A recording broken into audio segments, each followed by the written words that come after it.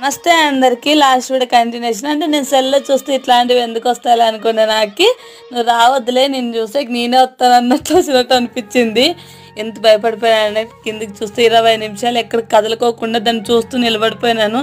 ఏం చేయాలో అర్థం కాలే. ఇంకేం చేస్తావు, ఏం చెప్పుంటే ఏం చేస్తావని సుధమ్మకు ఫోన్ చేస్తే సుధమ్మ వాళ్ళ ఆయన వచ్చి గంపలు ఎత్తుకొని బయటికి ఎత్తుకుపోయినారు. ఇంకబ్బా నాకైతే ఇంక షివరింగ్ ఆగట్లేదు.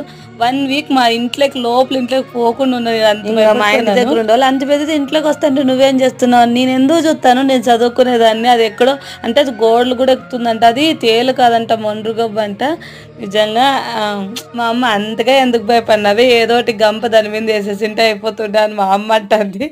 ఒకటి నేను భయపడినది ఎవరికి హాస్పిటల్కి కాయలు తెస్తామంటే ఒకరేమో ముద్దు పెట్టాక వచ్చిందంటే అబ్బా ఒప్పుకూడదులేండి ఇంక వాళ్ళ జోకులు. లాస్ట్కి నేనేం ఫీల్ అయినానంటే ఆ 20 నిమిషాలు వీడియో తీసుకున్నా బాగుంటుండే అని ఫీల్ అయినాను.